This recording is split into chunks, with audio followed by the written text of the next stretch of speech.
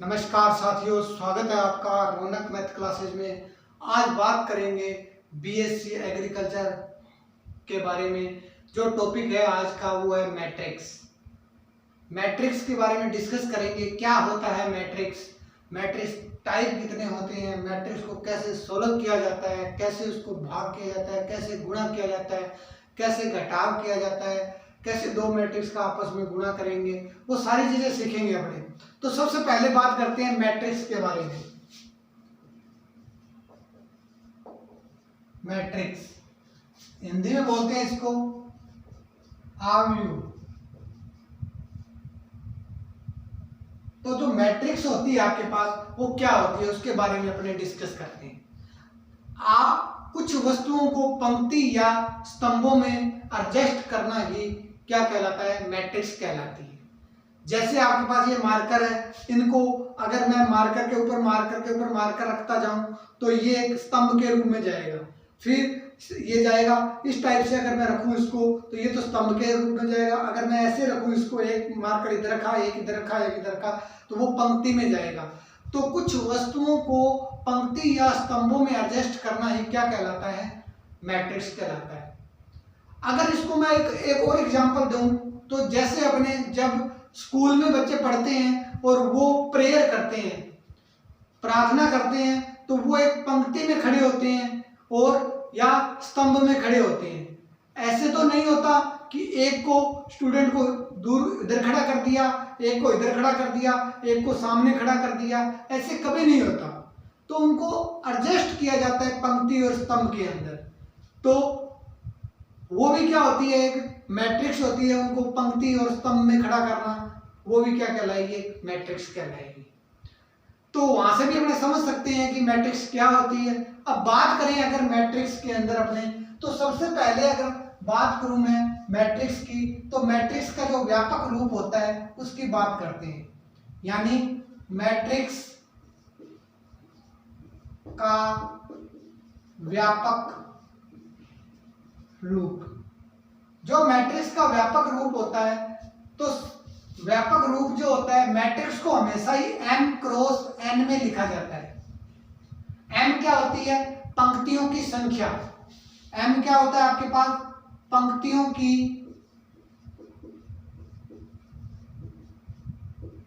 संख्या यानी रो। और जो n होता है आपके पास वो होता है स्तंभों की संख्या, स्तंभों की संख्या। तो m क्रॉस n जो मैट्रिक्स होती है उसका जो व्यापक रूप बनता है वो अपने देखते हैं क्या बनता है। तो जो व्यापक रूप होगा मैट्रिक्स का वो क्या होता है कि a, अगर मैं यहां से स्टार्ट करूं 11, a 12, डैश डैश डैश अगर लगाएं अपने यहां पे, तो ये पहले का मतलब ये, 11 का मतलब ये है कि पहली तो पंक्ति है आपके पास। m मतलब पहली पंक्ति और n मतलब पहला ही क्या है आपके पास, स्तंभ है। इसमें बात करें तो पहली पंक्ति है, दूसरा क्या आपके पास स्तंभ है। ये m की वैल्यू है, ये n की वैल्यू है। तो अगर डैश डैश लिखूं मैं तो यहाँ 1n आ जाएगा मेरे पास। फिर अगर यहाँ मैं बात करूं तो दूसरी पंक्ति है मेरे पास, पहला स्तंभ है, दूसरी पंक्ति है और दूसरा ही स्तंभ है। अगर डैश डैश करूं तो यहां मेरे पास आएगा, दूसरी तो क्या है, पंक्ति है और स्तंभ कौन सा है मेरे पास, n है। इसी प्रकार मैं अगर डैश डैश करता जाऊं, यहां भी डैश डैश लिखें और यहां भी डैश डैश हो जाए, तो डैश डैश जो मैट्रिक्स यहां बनेगी। अब देखिए ध्यान से कि a, अब फर्स्ट सेकंड और यहां मैं लिखूं अगर m, क्योंकि ये जो पहला स्तंभ है आपके पास, ये जब n तक जाएगा आपके पास, तो जो ये a है आपके पास, वो जो बनेगा आपके पास वो बनेगा m1। यानी ये 1 2 और लास्ट में आएगा m, और स्तंभ पहला है, क्योंकि स्तंभ जो होता है वो बाद वाला होता है, n पहले वाला पंक्ति होती है, तो लोग बाद वाला तो सेम रहेगा 1, और जो पहला है वो चेंज हो जाएगा। फिर इसके अंदर बात करें तो इसके अंदर ये m आ जाएगा यहाँ पे और यहाँ आ जाएगा 2। ये स्तंभ सेम रहेगा और पहला जो पंक्ति है वो m हो जाएगी। फिर अगर इसको डैश डैश करके अपने ये अगर डैश डैश करें तो यहाँ जो वैल्यू आएगी आपके पास 1 2 ये m आ जाएगा और ये n आ जाएगा। यानी पहला तो पंक्ति होती है, दूसरा होता है स्तंभ। तो मैट्रिक्स का जो व्यापक रूप बना वो इस टाइप से बना। अब आपको ये देखना है कि आपको मैं एक मैट्रिक्स दूं, क्वेश्चन देता हूं मैं आपको कि 1 2 3 4 5 6 ये जो मैट्रिक्स है ये कौन से क्रम की मैट्रिक्स है। तो ये जो मैट्रिक्स है वो 2 तो इसमें पंक्ति है और 3 इंटू 2 इंटू 3 की मैट्रिक्स है ये।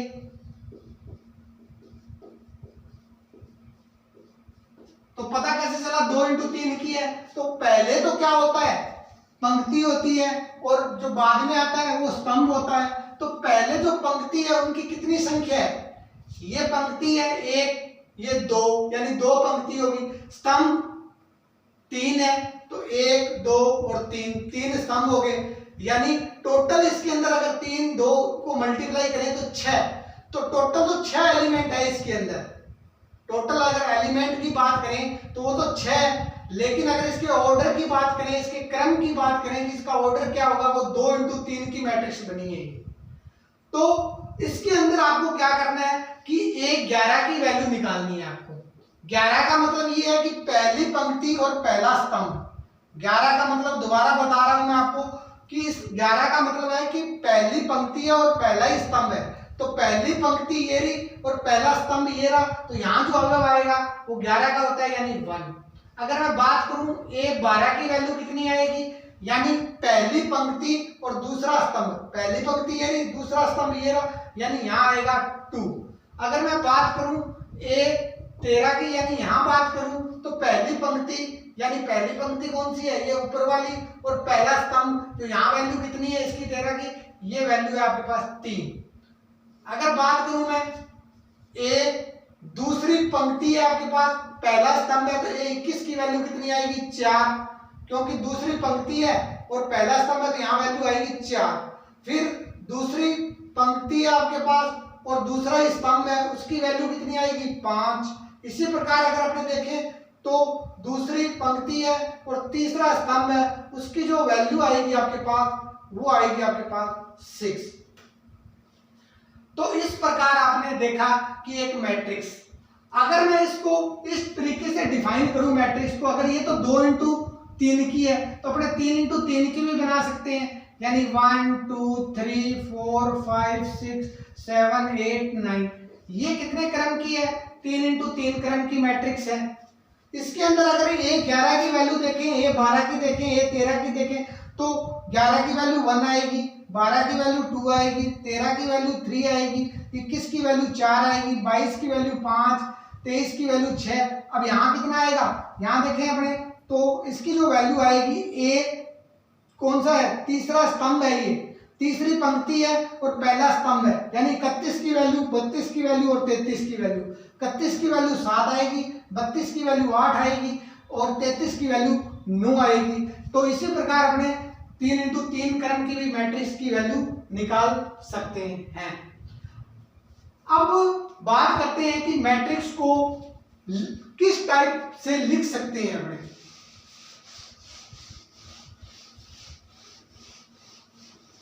मैट्रिक्स का जो साइन होता है उसकी बात करता हूं। या तो मैट्रिक्स को इस टाइप से डिनोट किया जाता है, इस टाइप से, या आप इस टाइप से डिनोट कर सकते हो मैट्रिक्स को, या आप इस टाइप से भी डिनोट कर सकते हैं मैट्रिक्स को।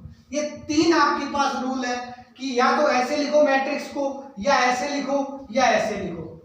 जैसे मान लो मैंने लिखा 2 4 5 6, ये मैं ऐसे भी लिख सकता हूं तो भी मैट्रिक्स कही जाएगी। अगर मैं इसको 2 4 5 6 अगर मैं इसको ऐसे लिख दूं तो भी मैट्रिक्स कही जाएगी। अगर मैं इसको ऐसे लिख दूं तो भी ये मैट्रिक्स कही जाएगी। लेकिन कितने इंटू कितने की है, ये 2 इंटू 2 की मैट्रिक्स है, ये भी 2 इंटू 2 की है, ये भी 2 इंटू 2 की, क्योंकि 2 पंक्ति है इसमें और 2 ही स्तंभ है। तो मैट्रिक्स को ऐसे भी डिनोट किया जाता है, इस टाइप से भी कर सकते हो और इस टाइप से भी कर सकते हो।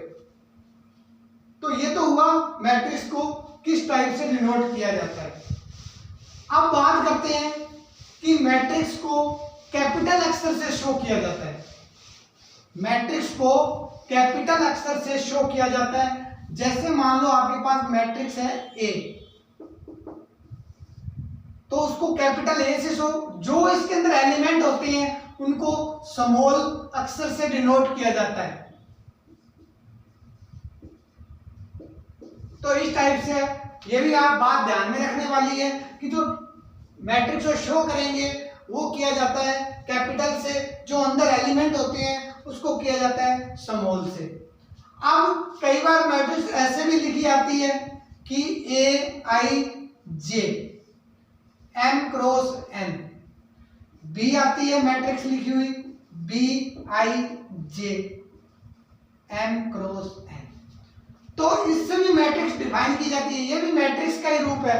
क्यों? क्योंकि ये आई के आपके पास पंक्ति है और जे के आपके पास स्तंभ है, तो पंक्ति की जगह एक रखें, यहाँ अगर दो रखें, फिर एक रखें, फिर दो रखें, फिर दो रखें, फिर तीन रखें, इस टाइप से आपके पास मैट्रिक्स डिसाइड हो जाती है कि जो आपने ये A11 बनाया, A22 बनाया, A13 बनाया, वो यहाँ से ही बनता है। तो इस मैट्रिक्स को इस टाइप से भी डिनोट किया जा सकता है, इस टाइप से भी लिखा जा सकता है उसको। जितनी मैट्रिक्स बनानी होगी उतनी मैट्रिक्स बनाई जा सकती है आई और जे की वैल्यू रख के। तो इस टाइप से भी मैट्रिक्स को शो किया जाता है। दो मैट्रिक्स होती है, क्योंकि दो मैट्रिक्स की जरूरत, गुणा के अंदर दो मैट्रिक्स की जरूरत पड़ती है, प्लस करते हैं मैट्रिक्स का, जोड़ करते हैं, घटाव करते हैं, तो दो दो मैट्रिक्स की जरूरत पड़ती है आपको। अब बात करते हैं अपने सबसे पहले कि मैट्रिक्स का जब गुणा किया जाता है वो कैसे किया जाता है।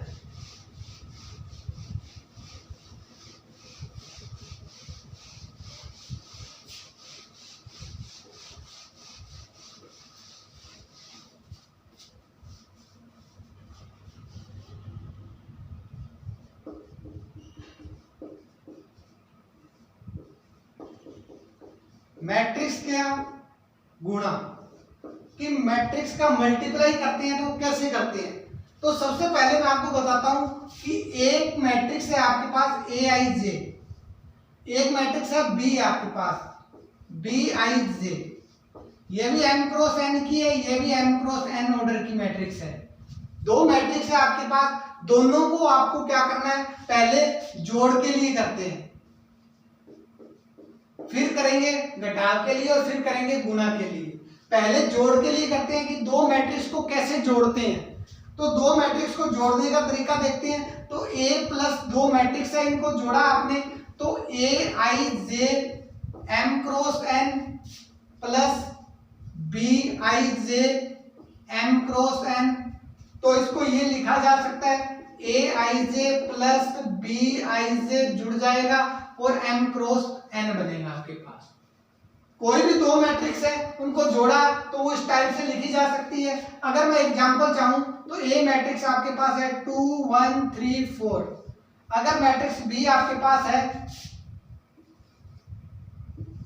6 7 2 5, अगर मैं इसको जोड़ता हूं कि a प्लस बी मैट्रिक्स कितनी आएगी मेरे पास, उसको जोड़े अपने, तो अपने डायरेक्ट इसको जोड़ सकते हैं 2 और 6, 2 प्लस 6 1 प्लस 7 3 प्लस 2 4 प्लस 5, जो मैट्रिक्स आएगी आपके पास वो आएगी 8 8 5 और 9, ये मैट्रिक्स बनेगी आपके पास। दो मैट्रिक्स को जोड़ना, पहले वेरिएबल को जोड़ देंगे, दूसरे को जोड़ देंगे, तीसरा इसका है इसको जोड़ देंगे, चौथा चौथे के साथ जोड़ देंगे। तो इस प्रकार अपने इनको जोड़ देते हैं और ये भी देखते हैं कि 2 इंटू 2 की है तो ये भी 2 इंटू 2 की होनी चाहिए। अगर आपके पास क्रम बराबर नहीं आ रहा तो मैट्रिक्स का कभी भी जोड़ नहीं होता है। ध्यान देने वाली बात है, दोबारा बता रहा हूं, यदि आपके पास कोई मैट्रिक्स है, जैसे मान लो मैंने लिखा 2 3 4 5, एक मैट्रिक्स लिखी मैंने 2 3 4 6 7 और 8, अब आपको कह दिया इसका प्लस करो, तो ये प्लस नहीं होगा। क्यों नहीं होगा? क्योंकि इसकी तो 2 इंटू 2 की मैट्रिक्स है, क्योंकि दो पंक्ति है, दो स्तंभ है और इसके देखें तो 2 तो पंक्ति है लेकिन स्तंभ कितने आ रहे हैं, 3 आ रहे हैं, तो ये कभी भी जोड़ इसका संभव नहीं है। तो दो मैट्रिक्स का ऑर्डर क्या होना चाहिए, बराबर होना चाहिए, तभी आपके पास क्या आती है, मैट्रिक्स का योग होता है। लेकिन यहाँ तो योग ऑर्डर जो है वो बराबर नहीं है, ये ऑर्डर बराबर नहीं है, इसका मतलब इसका जोड़ नहीं होगा। जोड़ करने के लिए आपके पास जो ऑर्डर है वो बराबर होना चाहिए। ऑर्डर का कह दो, यानी ऑर्डर कह दो, या तो वो लिख सकते हैं अपने कि ए, आपके पास एक एग्जांपल है कि ए मैंने मान लिया 2 - 1 और -2 +5 4 और 5। बी मैंने मान लिया आपके पास बी 1 2 3 4 5 और 6। इन दोनों को ऐड करना है, आपने ऐड करना है तो मैट्रिक्स क्या आएगी, दोनों को जोड़ देते हैं, पहला वेरिएबल इसका, पहला इसका, तो 2 और 1 3, फिर -1 और +2, तो +1 बचेगा, फिर -2 +3, तो +1 बचेगा, फिर 5 और 4 9, फिर 4 और 5 9, फिर 5 और 6 11। इस टाइप से इसका योग हो सकता है। तो इस प्रकार आप मैट्रिक्स को डायरेक्ट जोड़ सकते हैं अपने। अब बात करते हैं मैट्रिक्स जो जोड़ के लिए जो कुछ गुणधर्म की बात करते हैं अपने, कुछ गुणधर्म होते हैं मैट्रिक्स योग के लिए।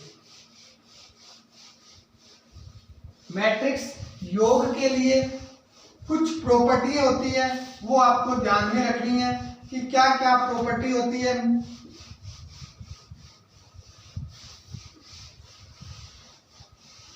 तो मैट्रिक्स के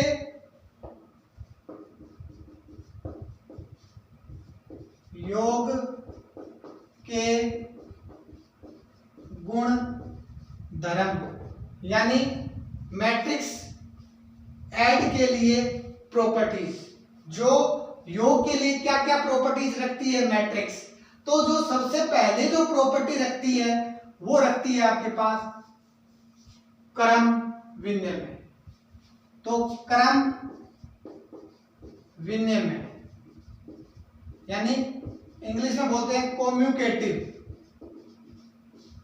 प्रॉपर्टी। कैसे रखती है कि दो मैट्रिक्स है आपके पास, एक ए है एक बी है, अगर इसको मैं पहले लिख दूं बी को और ए को बाद में जोड़ दूं तो दोनों की जो वैल्यू आएगी वो बराबर आएगी। हमेशा ही देख लेना a + b और b + a को आप जोड़ोगे तो दोनों ही क्या आएगी, वैल्यू बराबर आएगी। अगर मैं दूसरी बात करता हूं साहचर्यता की, साहचर्यता इसको इंग्लिश में बोलते हैं एसोसिएटिव। उसके लिए अपने क्या करते हैं, 3 एलिमेंट लेते हैं। तो 3 एलिमेंट लेंगे, a + b + c बराबर होगा a + b + c के। अगर इस पे ब्रैकेट लगाते हैं तो इस पे ब्रैकेट लगाओ, पहले ब्रैकेट को सोल्व किया जाता है बाद में अलग से सोल्व किया जाता है। तो ये पहले ब्रैकेट इस पे लगाया तो लास्ट में इस पे लगेगा। इन दोनों को अलग अलग हल करो, दोनों की वैल्यू बराबर आती है मैट्रिक्स के अंदर। तो मैट्रिक्स क्रम विनिमय भी रखती है, एसोसिएटिव भी रखती है। तीसरी प्रॉपर्टी जो मैट्रिक्स रखती है योग के लिए वो रखती है आइडेंटिटी। आइडेंटिटी यानी तत्समक, इसको बोलते हैं तत्समक यानी योजक तत्समक। योग के लिए होता है तो योग तत्समक बोल देंगे, गुणा के लिए होता है तो गुणा तत्समक बोल देंगे। तो ये आइडेंटिटी जो है वो योग के लिए है, योग के लिए। तो योग के लिए अपने क्या लिखेंगे, ए मैट्रिक्स होगी, प्लस में एक जीरो की आइडेंटिटी मैट्रिक्स लेंगे, बराबर क्या आना चाहिए, वही एलिमेंट आना चाहिए आपके पास। यानी ए मैट्रिक्स ली आपने, जीरो मैट्रिक्स ली और बराबर क्या आना चाहिए, इनको ऐड करेंगे तो वापस क्या आना चाहिए आपके पास, वो ही मैट्रिक्स आनी चाहिए। जैसे एग्जांपल भी दे सकते हैं अपने इसका कि 2 है 1 है 3 है 4 है, इसके अंदर मैं अगर जीरो मैट्रिक्स जोड़ दूं, 0 0 0 वाली 2 × 2 की है तो 2 × 2 की जोड़ दें तो वापस आपके पास वही मैट्रिक्स आ जाएगी। इसका मतलब जो इसकी जो तत्समक होता है वो कितना होता है, जीरो मैट्रिक्स को इसका तत्समक बोलते हैं, ये इसका तत्समक होगा। मैट्रिक्स जो 0 0 की बन रही है ये क्या होगी, योग के लिए इसका तस्मक होगा, तो इसको आइडेंटिटी के रूप में इस टाइप से लिखा जा सकता है। अगर मैं बात करूं चौथी प्रॉपर्टी की, वो जो प्रॉपर्टी होती है वो होती है इनवर्स। इनवर्स जो होता है यानी प्रतिलोम। तो प्रतिलोम क्या होता है उसके बारे में अगर डिस्कस करें तो एक आपने मैट्रिक्स ली ए, कोई भी मैट्रिक्स ली ए, अगर आपने उसमें प्लस किया बराबर आएगी आपके पास जो आपने आइडेंटिटी पहले निकाली थी, यानी इसकी जो मैट्रिक्स निकाली थी आपने वो आ जाए आपके पास, और तब आप देखोगे कि ए का जो प्रतिलोम होगा वो माइनस ए होगा। कैसे होगा कि अगर ए आपके पास है, अगर उसका माइनस से उसको मल्टीप्लाई कर दें तब तो आपके पास रिजल्ट आएगा 0 0 0। तो जो मैट्रिक्स होती है, जैसे कोई भी मैट्रिक्स लिखूं मैं, मान लो यहाँ 1 2 3 और 4 लिखा, इसका ये तो ए मैट्रिक्स है आपके पास, इसका ए इनवर्स फाइंड करना है आपको, यानी मैं माइनस ए से इसको मल्टीप्लाई कर दूं तो माइनस ए -2 -3 -4। अब दोनों को मैं ऐड करूंगा तो ए में से माइनस ए हो जाएगा, तो इसमें से ये सारे घटाएंगे वेरिएबल, तो एक में से -1 जाएगा 0, 3 में से 3 जाएगा 0, 2 में से 2 जाएगा 0, 4 में से 4 जाएगा। तो जो मैट्रिक्स जोड़ने पे आएगी वो आएगी आपके पास 0 0 0, यानी जो रिजल्ट आएगा वो आएगा आपके पास जब ए प्लस माइनस ए किया तो आपके पास 0 मैट्रिक्स बनेगी। इस प्रकार आप देख सकते हो कि ये प्रतिलोम की भी कंडीशन रखती है मैट्रिक्स योग के लिए। अब बात करते हैं इसके बाद में कंसोलेशन लॉ। तो अपने बात करते हैं ये जो 4 प्रॉपर्टी हैं और उसके बाद में अपने पढ़ेंगे कंसोलेशन लॉ क्या होता है। तो कंसोलेशन लॉ यानी निरसन नियम। तो ये जो 5वीं जो प्रॉपर्टी है वो है निरसन नियम,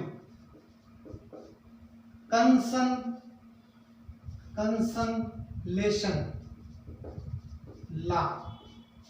तो a प्लस बी बराबर होता है a प्लस सी, तो ये होता है लेफ्ट कंसोलेशन लॉ, यानी a लेफ्ट में आ गया तो लेफ्ट यानी यहां से b बराबर आएगा आपके पास c। तो लेफ्ट कंसोलेशन लॉ हुआ आपके पास a प्लस b तो a प्लस c, तो ये हो गया आपके पास कंसोलेशन लॉ। तो a प्लस सी और b प्लस सी, अगर ये हो गया राइट कंसोलेशन लॉ, तो यहां से c से c कैंसिल हो जाएगा, c राइट में आ रहा है तो इसको a बराबर b लिखा जा सकता है, तो ये होता है राइट कंसोलेशन लॉ। तो इस प्रकार आपने देखा कि निरसन नियम पढ़ा आपने, कंसोलेशन देखा, और कंसोलेशन लॉ में 2 पढ़े आपने, एक तो राइट कंसोलेशन लॉ पढ़ा और एक पढ़ा आपने लेफ्ट कंसोलेशन लॉ। तो ये 5 प्रॉपर्टी योग के लिए रखता है गुणधर्म मैट्रिक्स। तो पहली प्रॉपर्टी होती है क्रमनिर्णय में, दूसरी साचर्यता, तीसरी आइडेंटिटी, चौथी इनवर्स, 5वीं जो होती है निरसन नियम। इसी प्रकार और जो प्रॉपर्टियां होती है वो योग के लिए, ये योग के लिए, गुणा के लिए भी प्रॉपर्टी होती है, घटाव के लिए भी प्रॉपर्टी होती है, तो वो पढ़ेंगे अपने नेक्स्ट वीडियो में। तो have you nice day, thank you.